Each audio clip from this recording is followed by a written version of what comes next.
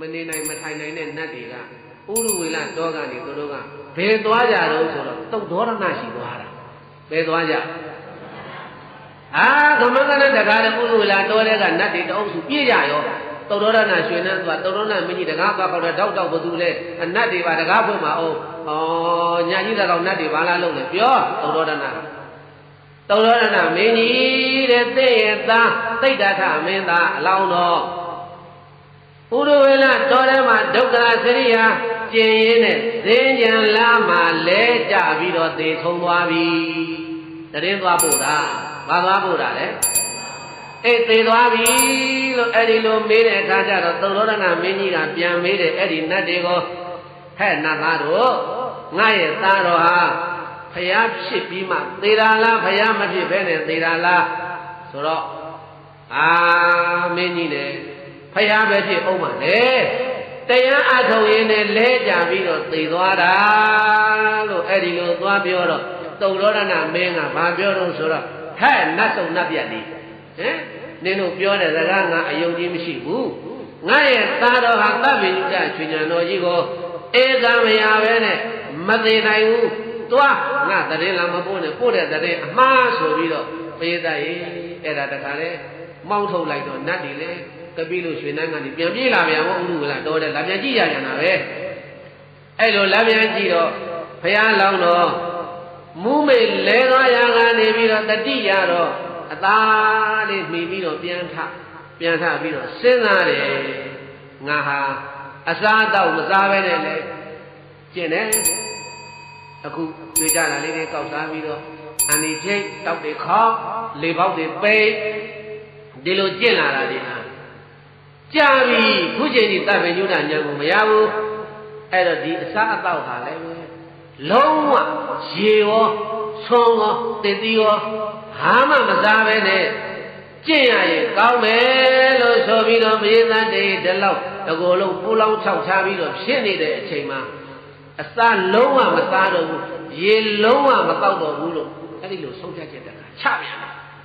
ချတဲ့အခါကျတော့မှနတ်တွေကအဲ့ဒီမှာကိုထင်ရှားပြန်ပြီးတော့ပြောပြီအလောင်းတော်ဥရဝေလတော်ထဲမှာဒုက္ခရစရိယာတွေကိုကျင့်နေပါတယ်ယဟန်တော်မြတ်အလောင်းတော်တရားအစာအာဟာရတွေကိုလုံးဝဖြတ်တောက်ပြီးတော့ဒုက္ခရစရိယာခက်ခဲတဲ့အကျင့်တွေကိုကျင့်မယ်ဆိုရင်တဲ့တင့်ရဲ့မွေးညင်းပေါက်တွေထဲကနေပြီးတော့ငါတို့နတ်ဩဇာတွေထည့်ပေးရလိမ့်မယ်တဲ့ဘာတွေထည့်မယ်တဲ့လေဘုန်းကြီးတို့ခဏခေတ်စကားနဲ့ပြောလို့ရှိရင်တော့ပလင်းကြီးတွေဘာတွေချိတ်ပေးမယ်ပေါ့ဗျာအကျော်တွေကနေသွင်းတာမို့လားအဲ့ဒီလိုပဲနတ်တွေကလည်းပလင်းစိတ်တာအခုမှလို့ခင်ပြီးတယ်မအောင်မင်းနဲ့ဘုရားလက်ထက်ကလည်းရှိတယ်အလောင်းတော်ကိုအခုနတ်တွေကစားမလားမစားဘူးလားတဲ့မစားရင်မွေးညင်းပေါက်တွေကနေနတ်ဩဇာထည့်ပါလေဆိုတဲ့အခါကျတော့ဘုရားလောင်းတော်ကစဉ်းစားတယ်ငါကအစားမစားဘူးလို့ကြီးညာမယ်မစားဘဲနဲ့နေမယ်ဒါပေမဲ့လို့နတ်တွေကငါမွေးညင်းပေါက်တွေကအစာဟာရတွေသွင်းမယ်ဆိုရင်ငါဟာခန္ဓာကိုယ်ဝဖြိုးလာရင်ငါလိန်ပြောသလိုဖြစ်နေမယ်ဟိုပြစ္ဆေဝဂီ၅ပါးကလည်းရှိတယ်တော့ကြတော့ငါစားလည်းမစားဘူးဘယ်နဲ့ဝလာပါလားဆိုရင်နတ်တွေမွေးညင်းပေါက်ကနေဒီနတ်ဩဇာတွေသွင်းနေတာငါလိန်ပြောသလိုဖြစ်နေမယ်အဲ့တော့နတ်တွေကို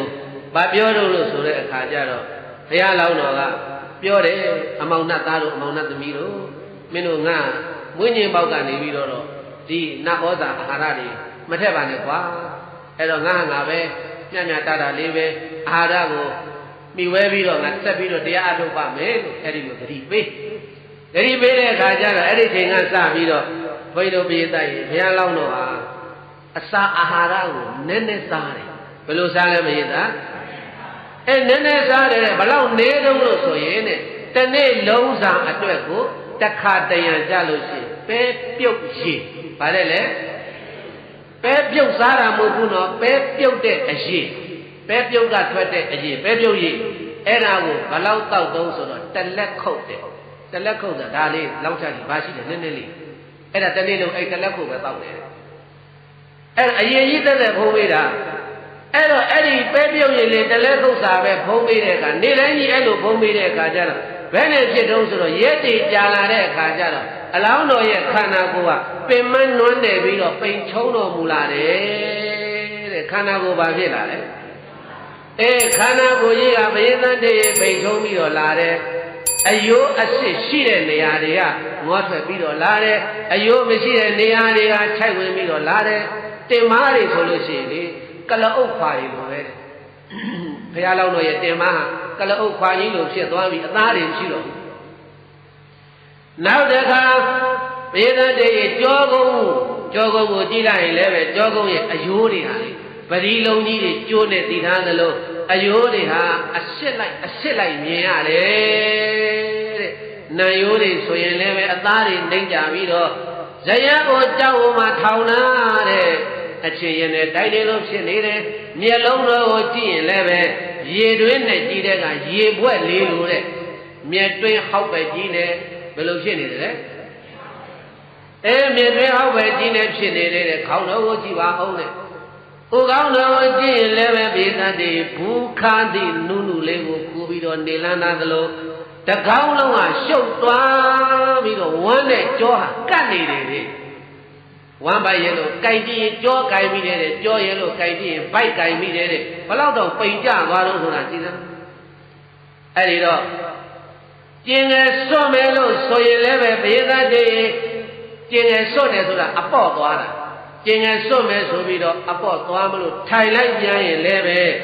ကျင်ငယ်ထွက်လောက်တဲ့ရေဓာတ်အားကစီးသွားလောက်တဲ့ရေဓာတ်အားက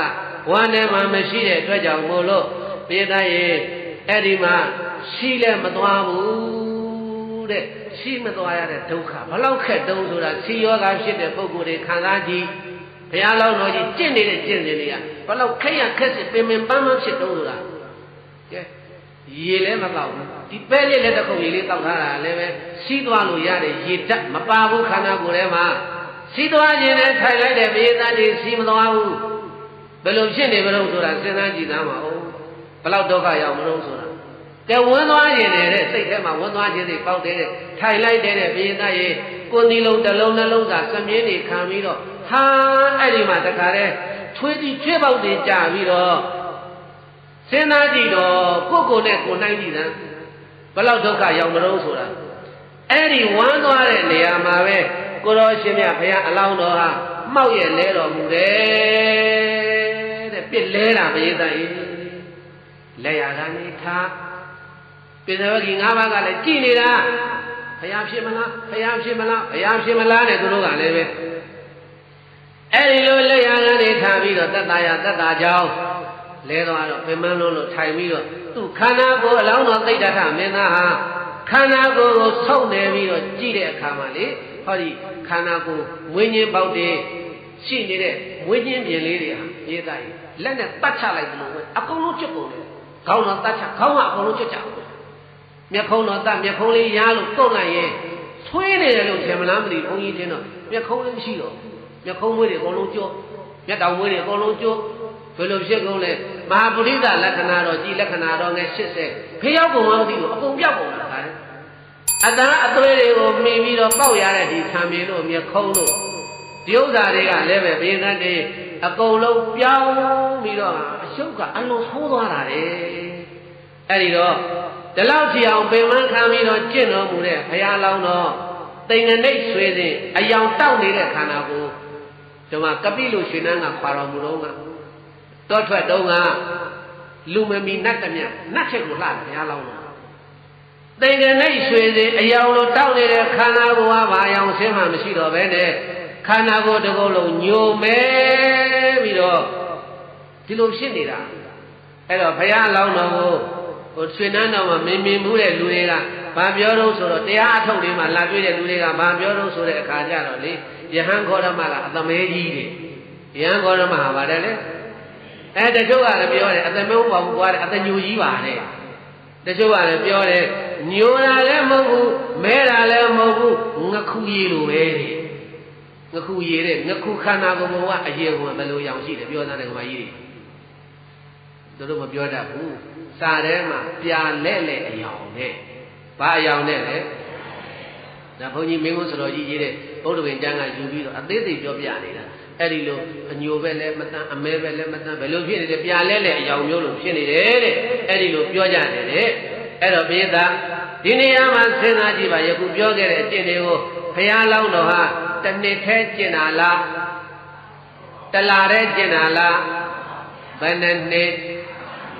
ဥရဝေလတော်ဝါမြိုင်ခွင်6နှစ်ပတ်လုံးကျင့်သုံးအရှင်ဘယ်နှစ်နှစ်တည်းလဲ6နှစ်ပတ်လုံးကျင့်တော်မူတာဘာညံမှမရဘူးလေဘာညံမှကိုမရတာပြီးရောအဲ့ဒီတော့မှ gain ဒီလောက်ဖြစ်လားဘာညံမှလည်းမရမဲ့တူတူရွှေနန်းတော်ပြန်ရတော်တရားမူပြုတဲ့နန်းရင်းသူ4000နဲ့ရဲ့အပြုစုအယူရာတွေကိုခံပြီးတော့ခမဲတော်သုတ်တော်ရဏမင်းကြီးနဲ့မေတော်မဟာပဇာပတိဂေါရမီတို့နဲ့သားတော်ရာဟုလာတို့နဲ့ပျော်ပျော်ကြီးနေလို့အစားကောင်းကောင်းတွေစားပြီးတော့အိယာကောင်းကောင်းတွေမှာအိပ်ပြီးတော့ငါခန္ဓာကိုယ်ကြီးကိုအညာပေးတော့မယ်လို့များဘုရားလောင်းတော်ကြီးစိတ်ထဲမှာဖြစ်တယ်လို့မထင်နဲ့လုံးဝမဖြစ်ဘူးတဲ့ဖြစ်သလားကိုယ်နဲ့နိုင်မရိုင်းနဲ့ဘုန်းကြီးတို့ဆိုပြန်ပြေးတာကြာပြီ6နှစ်တောင်မှဘာတရားမှလည်းမရတယ်တို့နိဗ္ဗာန်နဲ့ဝေးပါတယ်ကွာပြန်ပြီးအေးစေစေတာနေတော့မယ်ရွှေနန်းတော်အလောင်းတော်စိတ်ထဲမှာအဲ့ဒီလိုမဖြစ်ဘူးတဲ့ဒါကြောင့်မို့လို့ဒီကျင့်စဉ်တွေကိုဒုက္ခရစရိယာတဲ့ဗါတဲ့လေဒုက္ခရစရိယာလူသားမန်းတို့ကျင့်နိုင်ဖို့ဝေးကြံတွေးယုံများဖြင့်ပြည့်တိထလောက်အောင်အလွန်ကြောက်မဲ့ဝဲကောင်းတော်အကျင့်ကောင်းတွေကိုအဲ့ဒီအကျင့်တွေကိုစိတ်တောင်မှမကူးရဲဘူးကူးရဲလားဒီအကျင့်ကိုဘယ်လိုစိတ်ကူးရဲလဲကူးရဲတယ်လို့ရှိရင်ပြောပါနှာခေါင်းကပါးစပ်ကအကုန်လုံးပိတ်မလို့ဒီကဘုန်းနေတဲ့ဆိုတခါတော့ပလာစတာတွေနဲ့ကပ်ပြီးတော့ထားကြည့်သားမှ9မိနစ်နေတော့သေရောလေကဝင်စရာမှမရှိထွက်စရာမှမရှိပဲနဲ့ဟိုမှာအလောင်းတော်မို့လို့ဒါကြောင့်မို့လို့ဘေးသားကြီး6နှစ်လုံးလုံးဒုက္ခရာစရိယာခဲရခဲသေးပင်ပင်ပန်းပန်းနဲ့ကျင့်တာဒီလိုကျင့်နေတာခါကြတော့လာပြီပရိသတ်ကြီးမာနဘယ်သူလာလဲမာနကရောက်လာပြီတော့ဘုရားလောင်းတော်ကိုသူကလာပြီးတော့ဘာလို့စကားလာပြောတာ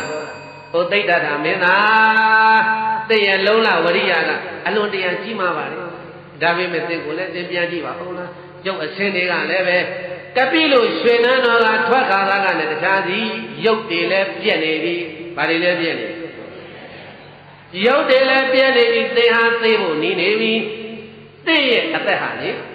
အစိတ်ပေါင်း1000စိတ်ရဲ့တစ်စိတ်ပဲကျန်တော့တယ်တဲ့ဘယ်လောက်ပဲကျန်တော့တယ်လဲ990နဲ့6စိတ်ကသေပြီးပြီတဲ့တက်ကတစ်စိတ်ပဲရှိတော့တယ်အဲ့တော့အသက်ရှင်ဖို့ကိုသတိထားအောင်လူလောကမှာအသက်ရှည်နေရတာကောင်းပါတယ်အသက်ရှည်တော့လေဥပုသ်ဆောင်မလား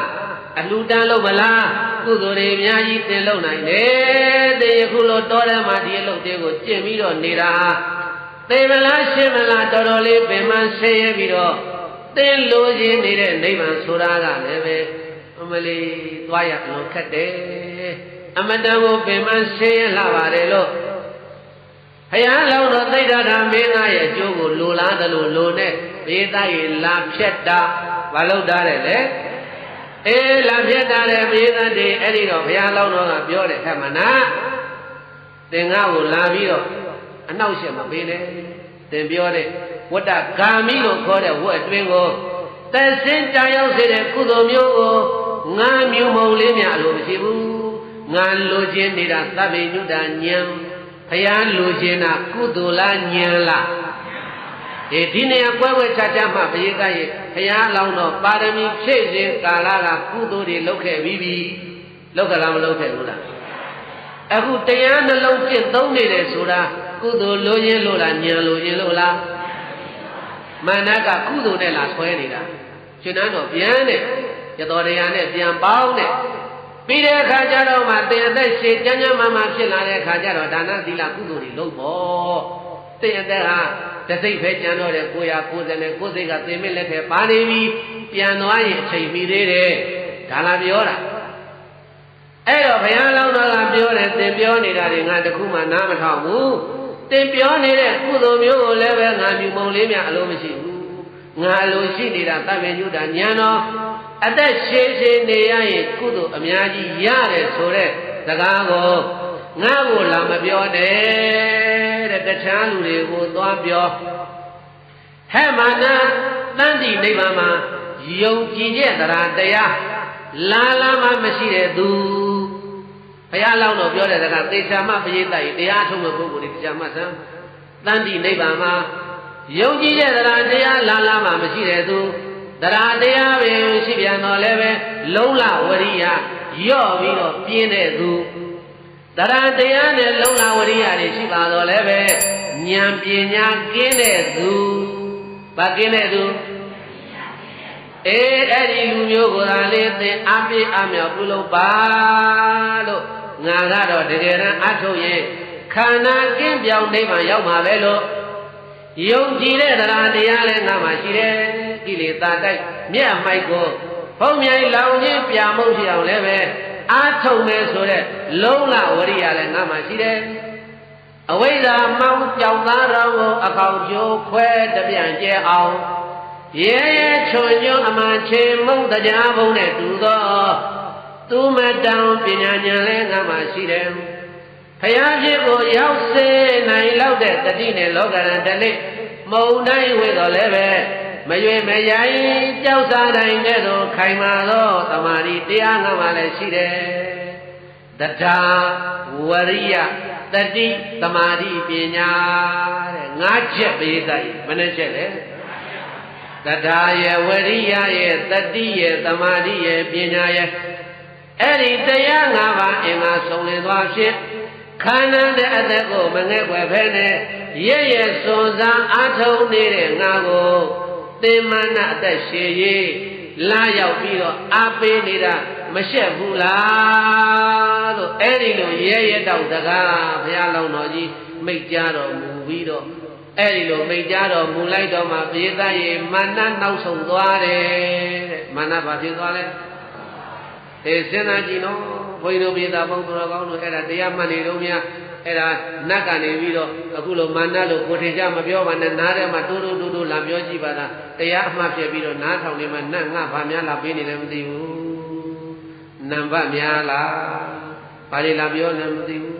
ဒီလိုဖြစ်မှာပေါ့ဖြုတ်ကိုဖြုတ်မှာတရားကိုဖြုတ်ပြီးနားထောင်မှာဟိုမှာအော့ကိုထုတ်တာသွားမာနနဲ့ငါနာမလာခဲ့နဲ့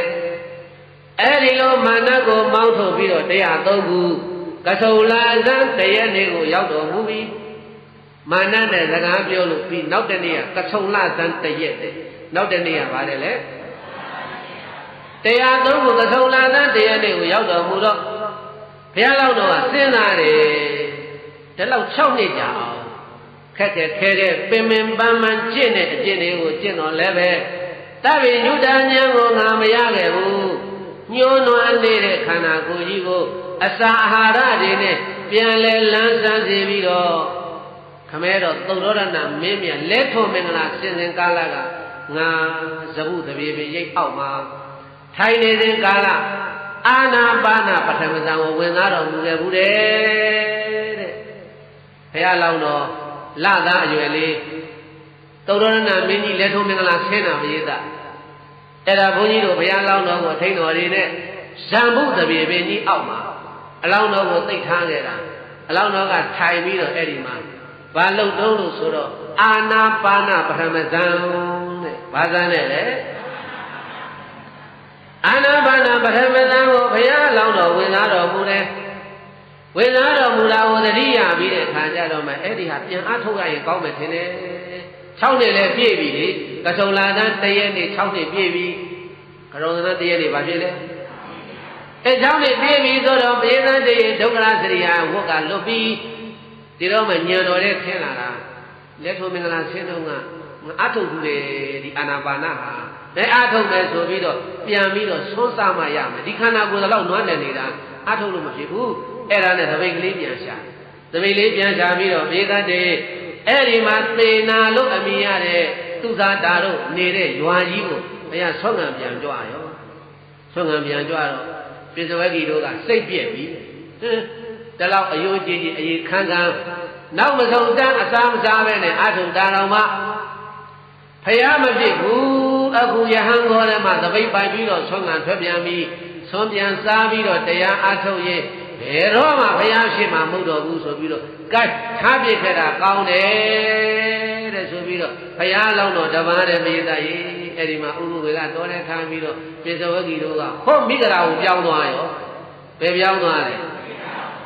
အမိဂရာကိုပြောင်းသွားရောကဲစဉ်းစားကြည့်သားမအောင်ဘေးရင်ဆရာတွေဘာတွေလဲပိဿပုံနာတွေတစ်ဖက်ကန်းတတ်တယ်တော့ဘေးရင်ကိုကွန်းတင်ညပုံနာဆိုရင်လက်ညှိုးတစ်ချောင်းနဲ့ထောင်ပြီးတော့ဟောလိုက်တာဘုရားစင်စစ်ဧကံဖြစ်မယ်တဲ့သူဟောတာဘယ်သူဟောတာလဲသူဟောတဲ့ဘေးရင်သူပြန်ယုံတာတကယ်လို့ကိုဘေးရင်ကိုယုံရင်စောင့်ပါလားဘုရားဖြစ်တဲ့ဒီမစောင့်တော့ဘူးဒါစဉ်းစားကြည့်ဖို့ဘုန်းကြီးပြောနေတယ်မယုံတော့ယုံကြည်မရှိတော့သူပညာသူမယုံတော့ဘုရားဖြစ်တော့ဘူးတဲ့သွတ်ပြန်သားမှာတော့ဘာလို့တော့မှာလဲတဲ့ငါဘေးရင်တက်တာမှားတယ်မဟာဘုတ်တိုက်ဘူးလားလွယ်သွားလားမသိဘူးတဲ့ကိုတင်ညာဘေးရင်ဟောလိုက်လဲမှန်တယ်မတင်နဲ့နော်ပရိသတ်ရေမမှန်ဘူးလို့ပြောမှန်ရင်လည်းမှန်မယ်ပေါ့အဲ့ဒါကြီးတခါလဲတရေတကြီးလဲဆွဲမထားနဲ့ဟုတ်ကြားလားပရိသတ်တချို့ကပြောတယ်ခန္ဓာပြည့်ကိန်းရှိတယ်ဘာဖြစ်လဲညာဖြစ်တယ်ဆိုဟာတခါလဲခြေလိုက်ရတဲ့ရေရရာအဲ့တော့မရှင်တယ်လို့မပြောပါဘူးခြေကောင်းတာဆိုရင်တော့လုံပရိသတ်ရေမကောင်းတာဆိုစိတ်ထဲသိဆွဲမနေနဲ့စိတ်ထဲသိဆွဲနေအဲ့ဒါဥပါဒဏ်ကြောင့်ဥပရောက်တတ်တယ်ဘာကြောင့်ဘာရောက်တတ်လဲဥပါဒဏ်ကြောင့်ဥပရောက်တတ်တယ်အဲ့ဒါနေသိမယ်ဆိုရင်အဲ့ဒါကြီးလျှောက်ဆွဲမနေလို့မသိဘူးဘာဖြစ်လဲငါရေရာခြေပြီးဖျားလုံးနေတယ်ဆိုအဲ့ဒါမရောက်တော့ဘူးနင်းသိမယ်လို့အဲ့ဒီသိမယ်ဆိုတဲ့စိတ်ကြီးကဆွဲနေရောကိုနာသွားလဲသိမယ်ဒီနာသွားလဲငါသိလို့ဒီအဲ့ဒါဆိုင်ကလာတာမမီးဝင်ကျုံတော့တကယ်သေသွားတော့ဘေရင်ကမှန်တယ်လို့အောင်ပါတတိလို့သွားတာဘာလို့သွားတာလဲအဲ့ဒါတတိလေးလည်းကတ်ထားကြားလားမရတာသေမကြီးဆွဲနေတော့ဒီဥပါဒဏ်နည်းနဲ့ဒါကြောင့်ဥပါဒဏ်ကြောင့်ပါတယ်လေဥပရောက်ဆိုတာအဲ့ဒါမျိုးကိုပြောတာဟိုငါရေရာချင်းပြီးဘုရားလုံးတရားလုံးလုံးပြီးကောင်းနေပြီကောင်းပြီငါကန်တက်ပြီဒီလိုကိုယ့်ကိုယ်ကံမြင်လာလို့ရှိရင်ဘာမှမဖြစ်ဘူးအဲ့လိုဘုရားနဲ့ကန်နေနေတယ်လမ်းသွားလဲဒါပဲစဉ်းစားငါကန်နေနေတယ်ငါကန်နေနေတယ်ရေရာချင်းတဲ့စိတ်ကမှလမ်းကူးမှဒီစိတ်ကဒါရောက်တော့ဟိုဆိုင်ကဒီနဲ့လာတဲ့အဲ့ဒီဆိုင်ကသာမကြတော့ဝေကျုံတော့သွားတော့သေတော့အဲ့ဒီတော့မှကံကနေအဲ့ဒါတတိထားအခုဘေးရင်ဆရာကြီးခွန်းတင်ညာသူ့ဘေးရင်သူမယုံတော့ဘူးငါဘေးရင်တော့ဒါမှလားမသိဘူးတဲ့ဘုရားလည်းဖြစ်တော့ဘူးတဲ့ကိုက်မထူးဘူးတဲ့သူ့ပြထားခဲ့ပြီးတော့မိဂရာကိုပြောင်းမယ်ဆိုပြီးတော့ဘုရားတိုင်ဘေးရင်ဆရာ9ယောက်မိဂရာကိုပြောင်းသွားတာဘယ်ပြောင်းသွားတာလဲဘယ်လိုပြေးတာဘေးရင်တွက်ရှင်လိုက်သွားမိဂရာကိုမှရှိတယ်ပြောင်းသွားရောတခါလေပြောင်းသွားပြီးတော့သူတို့လည်းဘာလို့မှမသိဘူးတော်ထဲမှာကပိလို့လည်းမပြန်တော့ဘူးဝါကြနေပြီသူတို့9ယောက်ပဲအဲ့ဒါဘုရားလောင်းတော်ကမေးတိုင်းဆွနေပြန်ဖုံးမေးဆွနေပြန်ဖုံးမေးလို့ပြီးတဲ့အခါကျတော့ဘုရားလောင်းတော်ကအဲ့ဒါမူလကဒုက္ခရသတိယအကျင့်တွေကိုကျင့်တော့မှခန္ဓာကိုယ်ကခုနအသွေးတွေသားတွေကအကုန်ပြောက်လက္ခဏာတော်ကြီးလက္ခဏာတော်တွေပြောက်တာအကုန်လုံးဆွပြန်ဖုံးမေးလိုက်တဲ့အခါကျတော့လက္ခဏာတော်ကြီးလက္ခဏာတော်တွေအကုန်လုံးဓာတ်တွေအသွေးတွေသားတွေပြန်ပြီးတော့ပေါ်လာခန္ဓာကိုယ်ကဖြိုးပြီးတော့ဒီလိုအသွေးသားတွေနဲ့ပြန်ပြီးတော့ဖြစ်လာတာဖြစ်လာတဲ့အခါကျတော့မှအဲ့ဒီမှာဘုန်းကြီးတို့ပြေးတာဘုရားလောင်းတော်ဟာသူငကိုယ်တော်ကကြင့်မယ်လို့အထုတ်ထားခဲ့တဲ့အာနာပါနဘာလဲပြေးတာကြီးအာနာပါနပြန်ပြီးတော့အထုတ်တာဟောအခုချိန်ကြတော့ပို့ပြီးတော့အထုတ်လို့ကောင်းတယ်တဲ့ဘာဖြစ်လို့ပို့ပြီးတော့အထုတ်လို့ကောင်းတုံးလို့ဆိုတဲ့အခါကျတော့ဘုန်းကြီးတို့ယခုအထုတ်တဲ့အချိန်မှာအနားမှာလူတယောက်မှမရှိတော့ဘူးရှိသေးလားအစောတုန်းကလူ9ယောက်ရှိတယ်စောတုန်းကလူဘယ်နှယောက်ရှိလဲလူ9ယောက်ရှိတယ်ပိဿဝေကြီးတို့သူတို့နားမှာတူလာပြောရင်ပြောမယ်ဟိုနားလာကြည့်လို့ကြီးဒီနားလာကြည့်လို့ကြီးခေါင်းရင်ကကြီးချင်းကကြီးဘုရားဖြစ်မလားလို့လေအခုတော့ဘုရားဖြစ်တော့ဘူးကွာသူစိတ်ပြပြီးပြန်သွားတော့ပုရုဝေလတော်ထဲမှာဘုရားတစ်ပါးတဲ့အိတ်ရှိဘုရားမစကားမပြောရတော့အဲ့ဒီမှာကြိုးစားပြီးတော့ဘုန်းကြီးတို့ပြေးတိုင်းတရားတွေကိုအထုတ်တော်မူလိုက်တာကဆုံလဇန်14ရက်နေ့ကဆုံလဇန်ဘယ်နဲ့ရဲ့ကဆုံလဇန်14ရက်နေ့ရောက်တဲ့အခါမှာဘုရားလောင်းတော်အိမ်မက်မြင်မဲ့တော်မူတယ်ဘုရားလောင်းတော်ဗါတဲ့လေအိမ်မက်ကြီး5ပါးတဲ့အိမ်မက်ကြီးဘယ်နှပါးလဲကဲဘုန်းကြီးတို့ပြေးတိုင်းအိမ်မက်ဆိုတာနော်မှတ်ထားအိမ်မက်ဆိုတာအတိတ်ကောက်ရတယ်အိမ်မက်ဆိုတာဘာကောက်ရလဲကဲအဲ့ဒီအိမ်မက်ကလေးဆိုကြည့်ရအောင်မြေပြင်အိယာဟိမဝန္တာခေါင်းအောင်ခြေဆုံးလက်တင်သမုဒ္ဒရာပြင်တင်ရမြင်မဲ့သည်မြေပြင်အိယာဟိမဝန္တာခေါင်းအောင် ခြေဆုံးလက်တင်သမုဒ္ဒရာပြင်တင်ရမြင်မဲ့သည်ပထမအိမ်မက်ကတဲ့ဘုရားလောင်းတော်မြင်မဲ့တာပြောတာနော်မြေပြင်ကိုအိပ်ရလောက်ရတယ်တဲ့ဘာကိုအိပ်ရလောက်ဟိမဝန္တာကိုခေါင်းအောင်ရတယ်တဲ့ဟိမဝန္တာကိုဗါတဲ့လေဘယ်ပဲလက်ကိုကတော့သမုဒ္ဒရာမှာထားတယ်တဲ့ညာပဲလက်ကိုကတော့ဘယ်ပဲလက်ကိုကတော့အရှိသမုဒ္ဒရာမှာထားတယ်ညာပဲလက်ကိုကအနောက်သမုဒ္ဒရာမှာထားတယ်တောင်သမုဒ္ဒရာမှာခြေတော်နှစ်ဖက်ကိုတင်ပြီးတော့အိတ်ဆက်ရတယ်လို့ပထမအိမ်မက်ကိုမြင်မဲ့တော်မူပါတယ်အိမ်မက်တစ်ချက်မဲ့ပြီးတော့နောက်တစ်ခါဆက်မဲ့တယ်တဲ့ဆိုပါဝင်ယောပမာတန္တာနီစင်းချက်ဖောက်ထွင်းတဲ့ကောင်းငင်ထက်ဆက်၍မြင်မဲ့သည်ဝေယောပမာတန္တာနီစင်းချက်ဖောက်ထွင်းတဲ့ကောင်းငင်ထက်ဆက်၍မြင်မဲ့သည်တိရိယလို့ခေါ်တဲ့သူတို့ခေတ်တုန်းကခေါ်တဲ့တိရိယလို့ခေါ်တဲ့မြက်ပင်တပင်နဲ့အဲ့ဒီမြက်ဟာအနီရောင်ရှိတယ်။ဘာရောင်ရှိလဲ။အနီရောင်ရှိတဲ့မြက်ပင်တပင်အယိုးနဲ့အဲ့ဒီမြက်ပင်ဟာချက်ကနေပြီးတော့ဘုရားလောင်းတော်ကြီးချက်ကနေပြီးတော့ဖောက်ထွက်သွားတဖြည်းဖြည်းကြည်ရင်နဲ့ဘယ်ကြည့်အောင်တက်သွားတော့ဆိုလို့ရှိရင်ဟလာတထောင်ကနေတလန်းကနေပြီးတော့တဖြည်းဖြည်းတက်သွားတာဟိုအသရာဝေမိုးကောင်းကင်ကြီးကိုဖောက်ထွက်ပြီးတော့ထောင်တက်တယ်လို့ဒုတိယအိမ်မက်ကိုမြင်မဲ့တယ်တဲ့ဆိုပါကိုယ်ကောင်းဖြူသစ်ဒုပစစ်အောင်မြုပ်အောင်တက်သည်များမြောင်ပြီးတလီမြင်မဲ့သည်ကိုယ်ကောင်းဖြူသစ်ဒုပစစ်အောင်မြုပ်အောင်တက်သည်များမြောင်မီတလီမြင်မဲ့သည်တတိယအိမ်မက်ကတော့တကူလုံးအဖြူရောင်တဲ့ကိုကအဖြူတဲ့ကိုကဘာရောင်လဲခေါင်းကအနဲ့ရောင်ရှိတဲ့ကိုးကောင်တွေကခြေသေးတော်ကနေစပြီးတော့ဒူးကောင်းအထိတရွနဲ့တက်လာတယ်လို့အိမ်မက်နံပါတ်ဘယ်လောက်လဲနံပါတ်3အိမ်မက်ကိုမြင်မဲ့တော်မူပြန်တယ်နောက်တခါဘိက္ခရဲ့ဆိုကြည့်စမ်းမှာခြေတော်ရင်းသို့အစင်းဆုံးသွားရောက်လာငှက်များအာလုံးဖြူသာဖြစ်ကုန်ပါမှန်စွာမြင်မဲ့သည်ခြေတော်ရင်းသို့အစင်းဆုံးသွားရောက်လာငှက်များအာလုံးဖြူသာဖြစ်ကုန်ပါ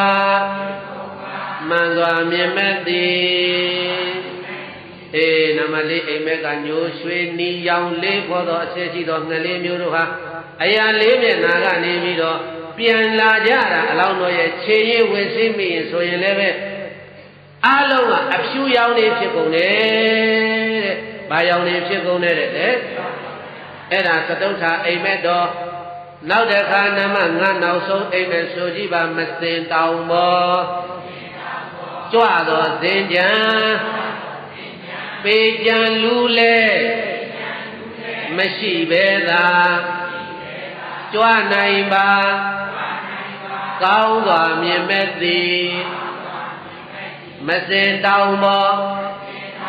ကြွသောစင်ကြံပေကြံလူလဲမရှိပဲသာကြွနိုင်ပါကောင်းစွာမြင်မဲ့သည်အလွန်ကြီးမားတဲ့မစင်တောင်ကြီးပေါ်မှာဈဉ္ဉံလျှောက်ရတယ်တဲ့ဒါပေမဲ့လို့ဘုရားရှင်ကိုရောမြတ်ရဲ့ခြေဘဝတော့ဘာမစင်မမပေကြံဘူးလို့ပြင်စမမြောက်အိမ်မက်တော်ကိုမြင်မဲ့တော်မူတယ်အိမ်မက်ဘယ်နှမျိုးလဲအဲ့ဒီအိမ်မက်ရဲ့5မျိုးကိုဘုန်းကြီးတို့ပြေသားရဲ့ဘုရားလောင်းတော်အတိတ်ကောက်ပြီတဲ့အလောင်းတော်ဘာလို့လဲဒါကြောင့်အိမ်မက်မဲ့ရင်ဘာလုပ်ကြလဲအတိတ်ကောက်ပြီးတော့ဘာလုပ်ထိုးရတာပဲဒီမှာဘုရားလောင်းတော်အတိတ်ကောက်တာဆိုပြေသားရဲ့တပ်ပင်ရွှေညံရဖို့ရန် Ekam Shipedi Parama Ame a take Kayu like it Parama Ame a take Tabi Nuda Yamunga Ikayali me Banyango Ikaya Me met a mega way of the day Badele Kunaga Pyoga Bibi Paya Launo maybe go Aya Himo and that go oh Demola The Modravo Chedi me or Aya so that Ame a day Tabi Nuda Yanyu Ikaya Melo a take out there Now there are many Namani Ame Sojiva Megi Shipa Luna Hoja Boyam Shibedi Megi Shipa Luna Hoja Boyam Shibedi Namani Ameka Pino Bieta Megi Shipa Hoja Bo Bahoja Bole Megi Shipa Hoja Bo Mede Ameka Wiyobama Tana Nithin Chapau Tete Kong and Tessay Medi Chaka Nevido Tanayo Senside Yet the Pene Kawing of Paubido Tatare How the Mola Kai now that Anamado Ameko Soba Senja with you with the Luba Sika Jiao Kawa Shiberi Senja with you with the Luba Sika Jiao Kawa Shiberi Namado Amega Bogam Abshure, but say duty our Telare Soragaro, a wish you with the Ludi Along Abiachi or Whistleme, a take out there. So by Namali Ame a Jew a take, Amuliva Yahamiago Adahadabo Yao Yango Jordan Didi Amuliva Yahamiago Arahadabo Yao Yango Jordan Didi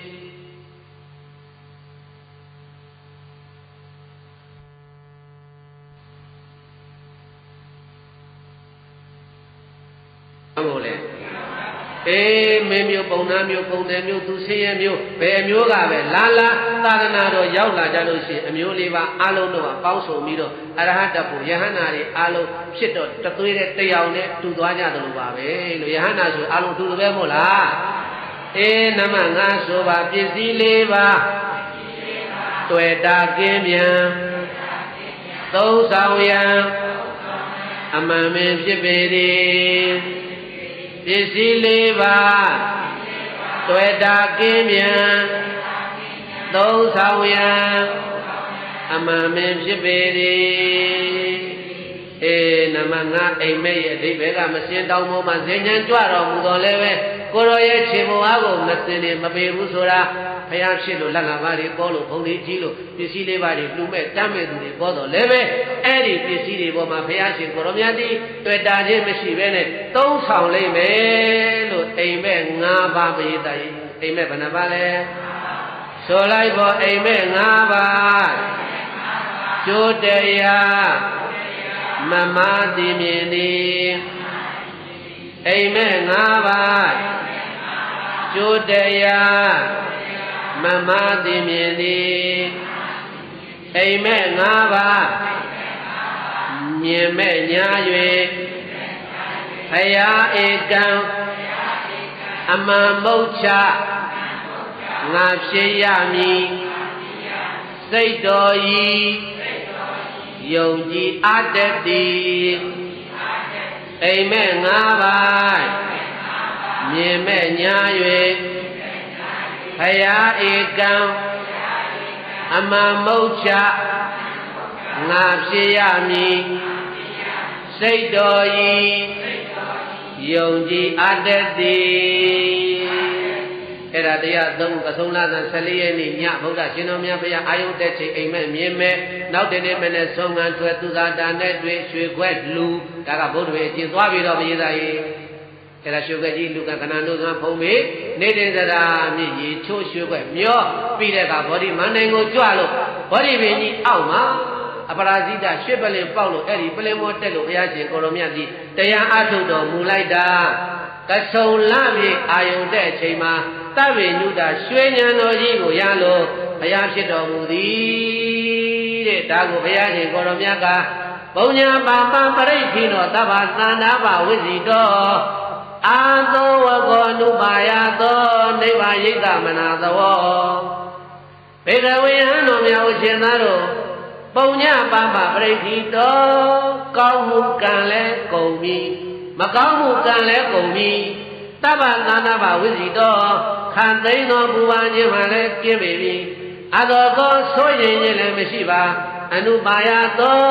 ပင်မခြင်းလည်းမရှိတော့ပါပဲအနာတဝောအာတောမရှိပဲနိဗ္ဗာယိတံအငြိမ့်ကြီးငြိမ့်ပေတော့အောင်ဧဝံဤသို့သဗ္ဗဗိညာဗလပါတော်ခတ်သိမ်းသောအဘိညာအာတော်သောရောက်တော်မူပြီးထာသောဇီနောမြတ်စွာဘုရားရှင်ကိုယ်တော်မြတ်ကြီးသည်အနောဒတ္တမဟာတရေအနောဒတ္တရွှေအိုင်တော်ကြီးမှာဘိက္ခုသံဃာတယဟန်တော်တို့ရဲ့အကတော်ရှေ့တော်မှာအတ္တနောမိမိရဲ့ပုဗ္ဗကမ္မရှင်းနိုင်ပြုခဲ့သောပုဗ္ဗတရိယရှင်းနိုင်ပြုခဲ့သောကမ္မပီလောတိကနာမရှေကံဟောင်းလို့အမိရတဲ့ဗုဒ္ဓပါရံဗုဒ္ဓထေရအပါရံတရားတော်ကိုပထမရှိဘူးသောဗုဒ္ဓပါရံဗုဒ္ဓအပါရံတရားတော်ကိုကထေတိကရုဏာရှိထာမေတ္တာအားဖြင့်ဟောကြားတော်မူလိုက်ပါပေသတည်း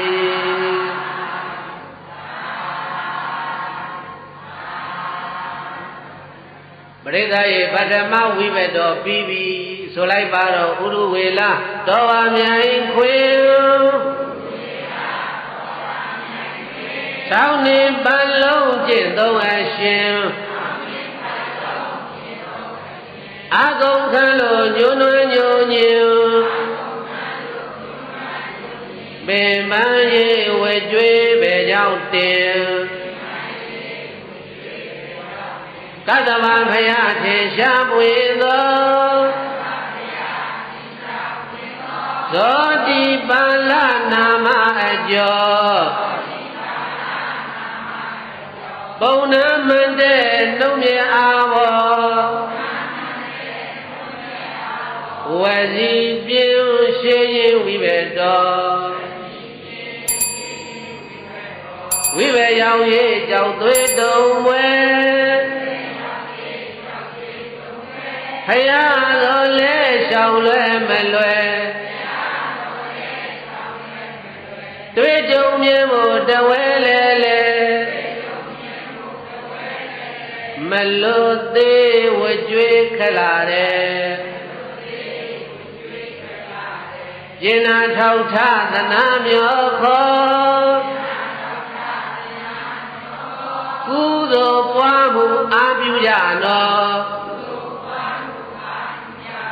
နှိမ့်စေညင်မှန်တယံပြည့်ချောရှောင်ကျင်ရေးဝကြွေးစင်ဖို့မျော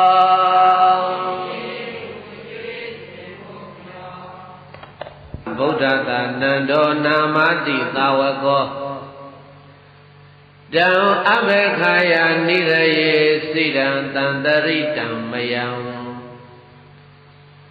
သဗ္ဗဗိဗုဒ္ဓဗုဒ္ဓသာနန္ဒောနာမတိသာဝကောတံအဘေခာယနိရယေစိတံတံတရိတံမယံဘေကဝေယဟံတော်မြတ်ဥရှင်သားတို့တဗ္ဗဗိဗုဒ္ဓတဗ္ဗဗိဘူးအမည်တော်ရှိတော်မူပါပေထသောပိသေကဗုဒ္ဓသာပိသေကဗုဒ္ဓရှင်တော်မြတ်ဘုရား၏နန္ဒောနာမနန္ဒအမည်ရှိသောသာဝကောတပိသာဝကသည်အသိဖြစ်၏တန်ထိုနန္ဒအမည်ရှိတဲ့ပိသေကဗုဒ္ဓရဲ့တပည့်ကိုအဘေခာယဆွဆွဲခဲ့၍နိရယေငိတ်ကြာမြင့်စွာသောကာလပတ်လုံးမယံငါသည်တန်တရိတံကျင်လီခဲ့ရပါပြီလို့ဘဂဝါဘုန်းတော်၆စုအောင်လံသူဖြစ်တော်မူသောဘုရားရှင်ကိုယ်တော်မြတ်က အဝေါစာကရုဏာရှိတာမေတ္တာအဖြင့်ဟောကြားတော်မူလိုက်ပါပေသတည်း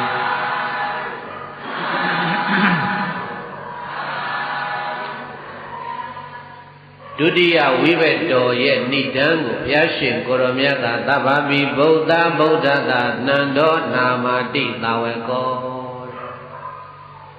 သဗ္ဗဗိဘူးလို့အမည်ရတဲ့ပစ္စေကဗုဒ္ဓရဲ့တပည့်တဝုဖြစ်တဲ့နန္ဒောနာမနန္ဒအမည်ရှိပေသောနန္ဒလို့အမည်ရှိတဲ့ပစ္စေကဗုဒ္ဓကိုတဲ့ငါဘုရားအလောင်းတော်သည်ပါရမီနုစဉ်ခံကာလကအဲ့ဒီနန္ဒလို့အမည်ရတဲ့ပစ္စေကဗုဒ္ဓသောငါဝင်လာတဲ့အခါမှာဘုရားလောင်းရှင်ဘုရားလောင်းကိုရောမြတ်ကဘုရားလောင်းတော်ကဘာပြောတော့လို့ဆိုတဲ့အခါကျတော့ဒီသောငါဝင်လာတဲ့ခန္ဓာမာရဏတောင်းကနေပြီးတော့မြို့ထဲကိုသောငါဝင်လာတဲ့ကိုရောကိုဆွတ်ဆွဲတယ်တဲ့အဘခါယဆွတ်ဆွဲ၍ဘယ်လိုဆွတ်ဆွဲတော့လို့ဆိုတဲ့အခါကျတော့ဘိဓိတော်ပြေးတိုင်းအဲ့ဒီမှာဆွတ်ဆွဲပုံဆွတ်ဆွဲနည်းတွေကိုပြထားတာရှိတယ်နံပါတ်1ကအဲ့ဒီနန္ဒလို့အမည်ရတဲ့ပုဂ္ဂိုလ်ဘုရားလောင်းတော်ကမပြောတော့လို့ဆိုတော့ကာမဘောဂီတဲ့ကာမဂုဏ်ခံစားနေတဲ့ပုဂ္ဂိုလ်ကာမဘောဂီကာမဂုဏ်တွေကိုခံစားနေတဲ့ပုဂ္ဂိုလ်ဒီဘဝိတ္တိဖြစ်ပေလိမ့်မယ်တစ်ချက်ဒုတိလောသီလမရှိတဲ့ပုဂ္ဂိုလ်ဒီဘဝိတ္တိဖြစ်ပေလိမ့်မယ်နှစ်ချက်ရှိသွားပြီနံပါတ်3ပါပဓမ္မောယုံမာတဲ့အကျင့်တွေကိုကျင့်နေတဲ့ပုဂ္ဂိုလ်ဒီဘဝိတ္တိဖြစ်ပေလိမ့်မယ်လို့အဲ့ဒီလိုအရဟံတံယဟနာရှိဖြစ်တော်မူသောတဏ္ဏနာထေရံထိုနန္ဒလို့အမည်ရတဲ့မထေရသူမြတ်ကိုဧဝံဤသို့အဘခာတိဆွဆွဲပြမခဲ့ဟုပါပေပြီတကား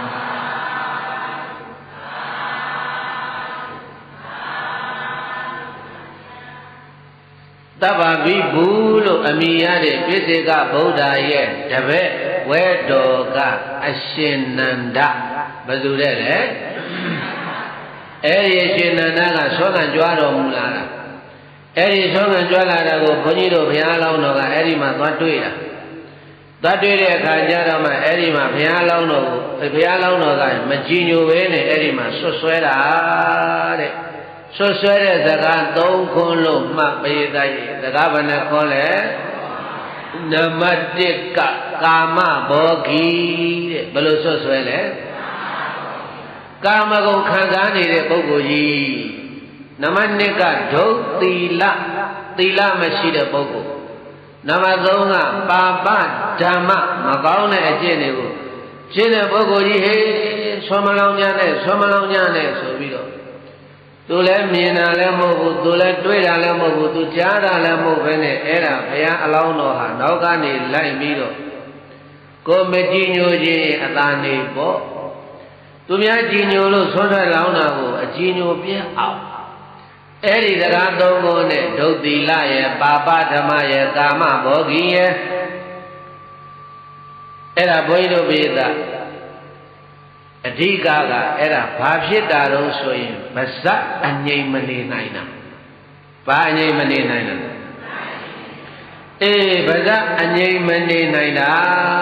တဲ့ဒါကြောင့်ဘုန်းကြီးတို့ကာယကံဝစီကံမနောကံထဲမှာဟောဒီဝစီကံကနှုတ်ကသိပ်ပေါ်တာကာယကံဆိုတာကကိုကြီးထပြီးတော့ရရမှာဝစီကံကြတော့ထသွားကြလည်းမလို့ထိုင်နေရင်းနဲ့ကိုပြောနေလို့ရတာဆိုတော့နှုတ်ပေါ်လုံးအကြီးတဲ့ပုဂ္ဂိုလ်များဟာဝစီကံကြကြထိန်တဲ့နှုတ်ဖပေါ့တိုင်းလည်းမကောင်းဘူးပေးတိုင်းနှုတ်ကလေးတိုင်းလည်းမကောင်းဘူး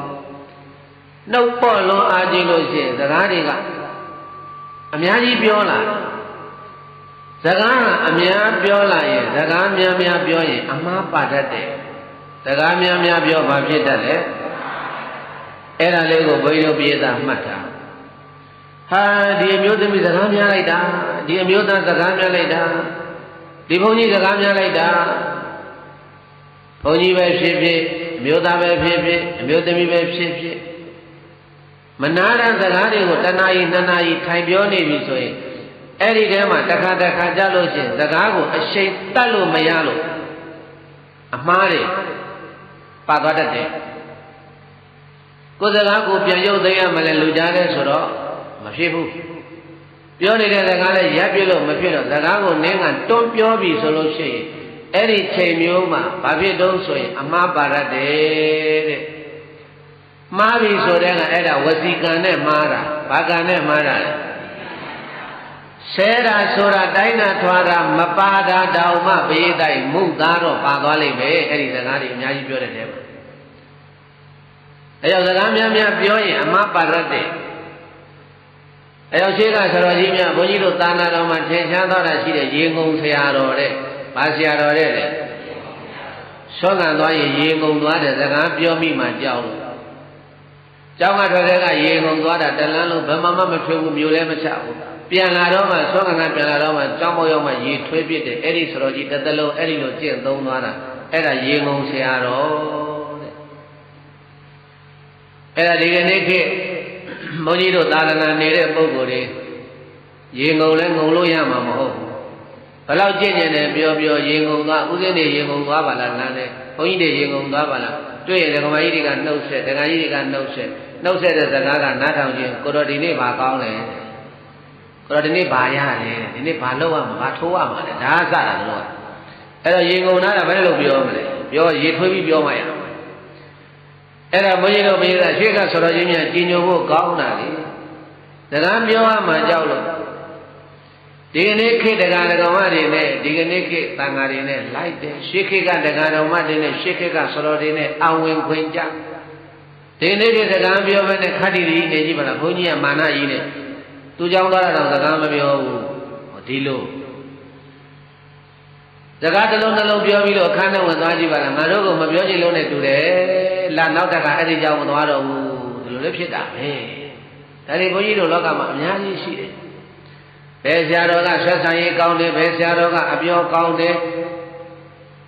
ဘုန်းကြီးပြောချင်တဲ့စကားဟာအများကြီးပြောလာပြီဆိုလို့ရှိရင်ဘုန်းကြီးဖြစ်ဖြစ်လူဖြစ်ဖြစ်အမျိုးသားဖြစ်ဖြစ်အမျိုးသမီးဖြစ်ဖြစ်စကားတွေမနာနဲ့တဏှာကြီးနှစ်နာရီထောက်လျှောက်ကြီးပြောလာပြီဆိုရင်အဲ့ဒီပြောသွားတဲ့စကားကိုပြန်စဉ်းစားကြည့်အဲ့ဒီတည်းမှာအမှားတော့တစ်ခုနှစ်ခုပါတယ်ပါသလားမပါဘူးလားအေးဒါကြောင့်မို့လို့ကံဆိုတဲ့နှုတ်ဟာသိပ်ပေါ့လွန်အားကြီးရင်မကောင်းဘူးဘုရားနှုတ်သိပ်ပေါ့လွန်အားကြီးတော့ဘာဖြစ်တော့အခုဘုရားလောင်းတော်ကြည့်နှုတ်ကသိပ်ပေါ့တာပဲဘယ်လောက်ထိအောင်ပေါ့တော့လို့ဆိုတော့အဲ့ဒီနန္ဒအမည်ရှိတဲ့ယဟန္တာကြီးကိုသဗ္ဗပိဘူးလို့အမည်ရတဲ့မြစ်စေကဗုဒ္ဓရဲ့တပည့်နန္ဒအမည်ရှိတဲ့ယဟန္တာကိုဘာပြောလဲကာမဘောဂီကာမဂုဏ်ကစားနေတဲ့ကိုတော်ကြီးဒုသီတော်သီလမရှိတဲ့ကိုတော်ပါပဓမ္မောယုံမာတဲ့အကျင့်တွေကိုကျင့်နေတဲ့ကိုတော်အဲ့ဒီလိုနှုတ်သွဲအသွဲရှာသွဲနဲ့နှုတ်ပေါ့နဲ့ပြောလာလိုက်တာမေတ္တာကြီးအဲ့ဒါသူ့ရဲ့ကံကိုကြည့်တော့ဝစီကံတဲ့ဘာကံလဲမေတ္တာဗဇအငြိမ်နေလို့လားဗဇအငြိမ်မနေလို့လားအေးဗဇအငြိမ်မနေတဲ့အတွက်ကြောင့်မို့လို့အဲ့ဒါဝစီကံထိုက်တာမေတ္တာအဲ့ဒီစကားမျိုးဆိုတာကိုယ်အတွက်လည်းဘာမှအကျိုးမရှိရှိသလားမေတ္တာအေးအဲ့ဒါကြောင့်မိမိတို့ရဲ့နှုတ်ကိုတတိဝိရတိစေရနာတဲ့အဲ့ဒီတရားသုံးပါးကိုမှတ်ပါ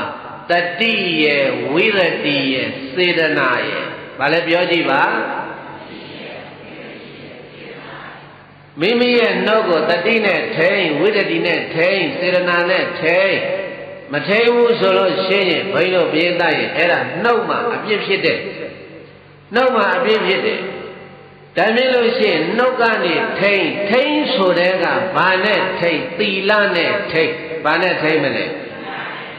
အဲ့တော့ဘိန်းတို့ပြေးသားဘုန်းကြီးပြန်ပြောမယ်သီလဆိုတာကိုယ်နဲ့နှုတ်ကိုထိန်တာ သီလကဘာနဲ့ထိန်းတယ်ကောင်းပြီခဏဘုန်းကြီးတို့ဘေးက10ပါးသီလယူထားတယ်ဘယ်နှပါးသီလပါဏာတိပါဒလို့ခေါ်တဲ့သိက္ခာပုဒ်အစဥဆုံးပါဒလားမပါဘူးလားသူများတဲ့ကိုမတတ်နဲ့တဲ့ဆိုအဲ့ဒါကိုယ်ထိန်းတာဘာကိုထိန်းတာလဲနောက်တကသူများပြည်စီမခိုးနဲ့တဲ့ဒါလည်းကိုယ်ထိန်းတာဟုတ်တယ်မဟုတ်လားနောက်တကအဗျာမစာတိမမြတ်သောအကျင့်ကိုမကျင့်နဲ့ဒါလည်းကိုယ်ထိန်းတာဟောလာပြီမုသာဝါဒဝရမဏိသိက္ခာပဒံသမာဓိယာမိအဲ့ဒါကနှုတ်ကိုထိန်းတာအဲ့ဒါကဘာကိုထိန်းတာဒါမြင်လို့ရှိရင်သီလ10ပါးအလုံးကိုပြည့်တတ်ရင်ခြုံပြောကြည့်လိုက်ရင်10ပါးသီလဟာကိုယ်နဲ့နှုတ်ကိုထိန်းတာတဲ့ဘာနဲ့ဘာကိုထိန်းတာဒါမြင်ရင်ဘုန်းကြီးတို့ဥပုသ္တေတွေဒီနေ့ဒီကြောင်းလာပြီးတော့ဘာလာလောက်တာတော့လို့မေးရင်ဥပုသ်စောင့်တယ်ဆိုတဲ့စကားချက်နည်းနည်းလေးမြင်တဲ့စကားကိုသုံးကြည့်ရင်ကိုယ်နဲ့နှုတ်ကိုအကုသိုလ်တွေမဖြစ်အောင်လာထိန်းတာပါဗျာဘာနဲ့ကိုဘာမဖြစ်အောင်လဲအေးအကုသိုလ်မဖြစ်အောင်လာထိန်းတာအိမ်ရောက်တော့အိမ်စိတ်တဲ့ကြောင်းရောက်တော့ကြောင်းစိတ်တဲ့အိမ်မှာကြတော့ဟိုင်းနဲ့စကားလမ်းပြောဒီအိမ်နဲ့စကားလမ်းပြောတဲ့အခါလဲအမှန်ပါရင်လဲပါမထိန်းတာတော့အခုကိုယ့်အကိုထိန်းနေတာငါမနေ့တည်းကသီလယူထားတာငါဥပုသ်တယ်ငါကိုယ်နဲ့နှုတ်ကိုအကုသိုလ်မဖြစ်အောင်ထိန်းမှဘာနဲ့ထိန်းဆိုသီလနဲ့ထိန်းနေတာဘာနဲ့ထိန်းနေတာလဲ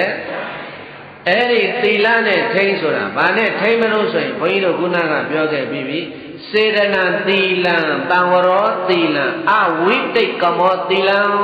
တဲ့တံဝရသီလတံဝရဆိုတာစောင့်တာတံဝရဆိုတာဘာလဲမရေးတိုင်းအေးတံဝရသီလစောင့်တာတဲ့အကုသိုလ်မဖြစ်အောင်စောင့်ဘာနဲ့စောင့်မလို့တတိလေးနဲ့စောင့်ဘာနဲ့စောင့်မလဲတတိနဲ့စောင့်ရတယ်မရေးတိုင်းအကုသိုလ်ဖြစ်မဲ့ကြကိုတတိပေးရတယ်ဟာနေဥပုသ္တေကြီးနေဥပုသ္တေဘာလို့အကုသိုလ်လုံးမလဲမလုံးနဲ့အကုသိုလ်မလုံးနဲ့နေဥပုသ္တေပါဇာကလောကနဲ့ထွက်မဲ့ကြံတဲ့မထွက်နဲ့နေဥပုသ္တေနေဥပုသ်ဆောင်ထားတဲ့သီလပြတ်သွားမယ်သီလကျိုးသွားမယ်အဲ့ဒီတော့မိမိရဲ့ကိုယ်နဲ့နှုတ်ကိုထိန်းတာသီလဘာနဲ့ထိန်းမလို့ဘုန်းကြီးပြောခဲ့ပြီးပြီတတိရဲ့ဝိရတိရဲ့စေရနာရဲ့အဲ့ဒီတရား၃ပါးနဲ့ထိန်းတဲ့အဲ့ဒါတွေကိုထိန်းဖို့လို့စေရနာလို့ခေါ်တဲ့နှိုးဆော်မှုတိုက်တွန်းမှုကတို့ပိယတာပေါင်းတော်ကောင်းတို့ကိုတိုက်တွန်းလိုက်တော့နှိုးဆော်လိုက်တော့အဲ့ဒီသီလတွေကထိန်းပြပါတယ်တဲ့။ကဲဒါမျိုးလို့ရှိရင်ဘုန်းကြီးတို့ပိယတာရဲ့ဘုရားလောင်းတော်ကြီးအဲ့ဒီနန္ဒအမည်ရှိတဲ့ယဟန္တာကြီးကိုပြစ်မှားတယ်ဆိုတာနှုတ်မထိန်လို့ဘာမထိန်လို့လဲအေးနှုတ်မထိန်ခဲ့ပဲနဲ့နောက်ကနေလိုက်ပြီးတော့မြို့တဲ့ရွာတဲ့ကိုဆွမ်းငန်းဝင်လာတဲ့နန္ဒအမည်ရှိတဲ့ယဟန္တာကြီးကိုကာမဘောဂီကာမဂုဏ်တွေခံစားနေတဲ့ပုဂ္ဂိုလ်ဒုသီလသီလမရှိတဲ့ပုဂ္ဂိုလ်ပါပါဓမ္မောမကောင်းတဲ့အကျင့်တွေကိုကျင့်တဲ့ပုဂ္ဂိုလ်လို့အဟံငါတိတဲ့အဘခဆွဆဲမိပါပြီဓာတဝုဒ္ဒသဟတာနိနိရယေတန္တရိစီရံမနုဿဘာဝလတ္တခံအဘခဏံဘဟုလဘိဘေကဝေယံတော်မြတ်ဦးရှင်သာတို့ဓာတဝုဒ္ဒသဟတာနိအနှစ်1000တို့ကာလပတ်လုံးစိတ်တံကြာမြင့်စွာတန်တရိငရဲမှာကျင်လီခဲ့ရလေပြီတဲ့ကြည်စမ်းစကားလေး၃ခုပြောမိလိုက်တာဘုရားလောင်းတော်ကြီးငရဲကြသွားတာအနှစ်1000နဲ့ငရဲကြသွားတာအနှစ်ပဲနဲ့1000နဲ့ဒါမြင်ဘုရားလောင်းတော်ကြီးငရဲကြဘူးလားမကြဘူးလားတရားနာတဲ့ပရိသတ်တရားဟောတဲ့ဘုန်းကြီးတွေငရဲကြဘူးလားမကြဘူးလားဘာဖြစ်လို့လွတ်လာတာကံကောင်းလို့ဘာဖြစ်လို့လွတ်လာတာအလောင်းတော်ကြီးများတော်မှာဓာတဝတ္တသဟတာနိအနှစ်1000တို့ကာလပတ်လုံးစိတံကြာမြင့်စွာတဏ္ဍရိသန္တရာမဝငရဲမှာကျင်လီခဲ့ရလေပြီမနုဿလာဘံလူရဲ့ဖြစ်ကိုရခြင်းသည်ငရဲကနေမနေလို့လူပြည်ကိုတက်လာငရဲကလွတ်လာတော့ angadi lada luwa ya bahumya swa abekana soswe jingo lebe kangwa medwe yare babe dilo bagawa buno chausu awlandu phito mudo phaya shin ko ro mya ka awasa karuna shekha metta ashin ho ja ro mu lai babe tari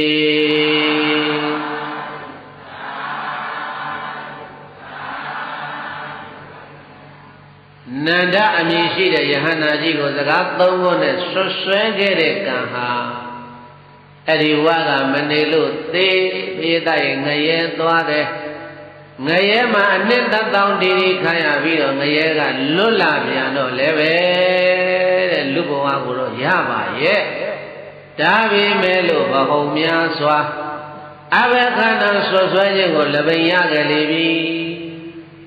လူဘဝရလာတော့လဲဆွဆွဲခံရတယ်တဲ့။ဘာခံရတယ်တဲ့လဲ။ဆွဆွဲခံရတယ်ဆိုတာမဟုတ်ဘဲနဲ့ဆွဆွဲခံရတာရှိတယ်လို့ဟုတ်လို့လဲဆွဆွဲခံရတာရှိတယ်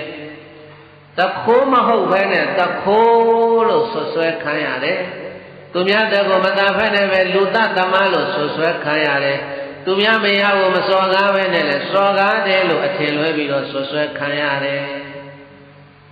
ဆွဆွဲတယ်ဆိုတာမြေတိုက်နှုတ်နဲ့ဆွဆွဲတာဘာနဲ့ဆွဆွဲတာ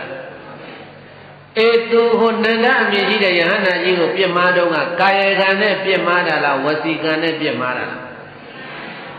အဲ့ဒီဝစီကံနဲ့ပြစ်မှားခဲ့တဲ့ကံတွေကလူဘဝကိုဘုရားလောင်းတော်ကြီးရပြန်တော့လည်းပဲ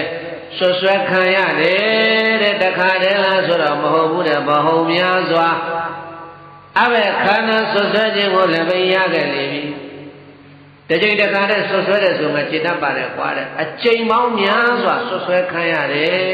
တဲ့တနည်းပြောရင်ဘုရားသားရဲ့ဘုရားလောင်းတော်ကြီးနာမည်ပြက်ခဲ့ဘူးတဲ့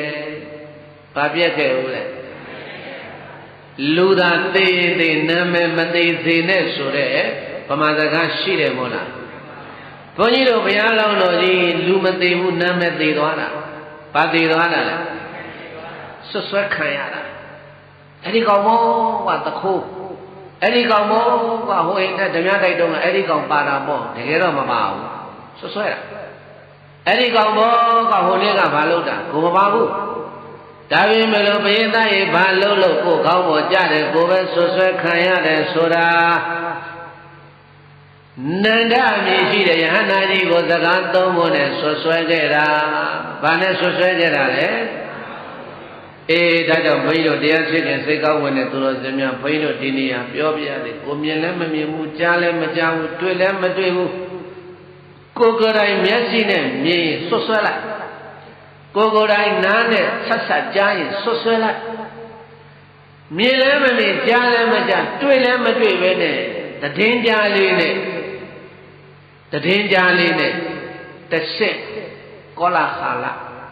စကားတွေလျှောက်ပြီးတော့ဖြန့်နေဝေနေပေးနေတယ်အဲ့ဒါလဲဆွဆွဲတာပဲတဲ့ဘယ်နာမှာလဲဘယ်သူဘာလုပ်နေတာလဲမကြားခဲ့တာဘယ်သူကပြောတာဘယ်သူကပြောလိုက်တာအဲ့ဒါအတိအကျတော့မဟုတ်ဘူးငါအဲ့ဒီတုံးကကြားသွားတော့ငါကြားခဲ့တာအဲ့ဒီမှာပြောနေကြတာဟောဒီမှာလာပြောတယ်ဒီကနေတည်းဟိုသွားပြောတယ်အဲ့ဒါလိုက်ဆွဆွဲနေတာကိုကိုယ်တိုင်မြင်လားမြင်လက်ညှိုးထိုးပြီးဆွဆွဲလိုက်ဟောတာလုံးနေတယ်ဟောဒီချိန်တုန်းကဘယ်နှစ်နာရီတုန်းကဘယ်ရက်တုန်းကတိုက်ပါပြောရင်လည်းမငင်းနဲ့ဆိုတန်းပြောအဲ့ဒါမျိုးရတယ်ဒါမှန်တာပြောတာအဲ့ဒါဘုန်းကြီးတို့မြတ်စွာဘုရားလက်ထက်ကယဟန်တော်တစ်ပါးရှိတယ်ဘွဲကဥဒ္ဒါယီလို့အမည်ရတဲ့ယဟန်တစ်ပါးအဲ့ဒီဥဒ္ဒါယီလို့အမည်ရတဲ့ယဟန်တစ်ပါးကဘုန်းကြီးတို့ပြေးတတ်၏တနေ့တော့သူဆွမ်းကအိမ်ကဒကမလေးမင်္ဂလာဆောင်ရှိသူတကာလေးနဲ့ပဲမင်္ဂလာဆောင်ပေးတာပဲသူပဲစစ်စပ်ပေးတာပဲအဲ့ဒီမင်္ဂလာပွဲကိုအဲ့ဒါတာဝတိမှာဖြစ်တာလားအဲ့ဒီဥဒ္ဒါယီလို့အမည်ရတဲ့ယဟန်တို့သမီးအလှပြင်နေတဲ့အခန်းထဲကိုဝင်သွားတာတို့သမီးအလှပြင်နေတဲ့အခန်းထဲကိုဝင်သွားတာကိုဘသူကမြင်လိုက်တုံးလို့ဆိုတော့အဲ့ဒီမင်္ဂလာခန္ဓာကို ဝင်လာတဲ့မင်္ဂလာအခမ်းအနားကိုတက်လာတဲ့ဝိသခကျောင်းမကြီးဝိသခကျောင်းမကြီးဝိသခကလည်းပဲဘုန်းကြီးတို့တာဝတိမှာသိထင်ရှားတာပဲသူ့ရဲ့မဟာလတ္တ၆ဝတ္တန်သာကြီးဆိုတာလေစိန်နေဗရမ ्या လေးစီချဲထားတာအဲ့ဒီဝတ်စုံကြီးများဝတ်လိုက်ရင်ဝိသခကသိကြည့်လို့လှတာပဲအယောင်နေတဖိတ်ဖိတ်နဲ့တက်ပြီးတော့တခါတောင်းမလေးများကနေတယ်လို့ပဲဝိသခမိတ်မချောပဲဝိသခတရားမလို့မင်္ဂလာခန္ဓာတွေရှိရင်ဝိသခကိုအခမ်းအနားအခမ်းပွဲကိုတက်ဖို့လို့တလိတ္တစာပတ်ဖိတ်ရတယ်။သွားပြီးတော့ဝိသခကလည်းပဲအဲ့ဒီမင်္ဂလာအခမ်းပွဲကိုရောက်နေတဲ့အချိန်ခုနတုန်းကဥဒ္ဒရီလို့ခေါ်တဲ့ယဟန်တော်တစ်ပါးကလည်းပဲသတို့သမီးအလှပြင်နေတဲ့အခန်းထဲကိုဝင်သွားတဲ့အချိန်သွားတွေ့တာဝိသခဆိုတာသောတာပန်ပုဂ္ဂိုလ်ဝိသခဘာပုဂ္ဂိုလ်လဲသောတာပန်တို့မြည်ဒီမှာ၅ပါးသီလလုံသွားပြီဘယ်နှပါးသီလလုံလဲ၅ပါးသီလထဲမှာမုဒ္ဒဝါဒဆိုတဲ့သိက္ခာပုပါလားမပါဘူးလားသောတာပန်တို့နှုတ်ကထွက်တဲ့စကားဟာဘယ်တော့မှဆွတ်ဆွဲတာမဖြစ်နိုင်ဘူးဘယ်တော့မှလိန်ပြောတာမဖြစ်နိုင်ဘူးအဲ့ဒီလိုလိန်ပြောတာမဟုတ်ဘူးအမှန်ထွက်တဲ့စကားပဲအဲ့ဒါကိုဝိသခါကမြင်ရောဟာဒီကိုတော့ဘာဝင်လို့လဲဒီသူတော်သမီးခန်းတဲ့ကိုမှအလှပြင်နေတာအဲ့ဒီကိုတော့ကလည်းပဲသူနဲ့ရင်းနှီးလို့အခန်းတော်ကိုစကားထိုင်ပြောနေတယ်ဒါနဲ့ဝိသခါကမချေနှံ့ဘူးသူကမင်္ဂလာတောင်ပြီးတော့အိမ်မပြန်ဘူးဖယားเจ้าတော့တန်းသွားတယ်တန်းလာပြီးတော့မြတ်စွာဘုရားကိုသွားလျှောက်တယ်ဘုန်းတော်ကြီးတော်မူသောမြတ်စွာဘုရားရှင်မယားရဲ့သားယဟန်တစ်ပါးအဲ့ဒါမင်္ဂလာအခမ်းပွဲမှာတပည့်တော်တွေ့ခဲ့တယ်ဟိုကလထိုင်မှာထိုင်နေတာမျိုးတို့အိမ်ဦးကမှာထိုင်နေတာမျိုးတို့ဆိုတာတပည့်တော်လက်ခံပါတယ်ဒီလိုမှကြီးဘယ်နှမ်းမြင်လဲလို့လေသတို့သမီးအိမ်ခန်းထဲကိုဝင်သွားတာမှတန်တမတ်မကိုရော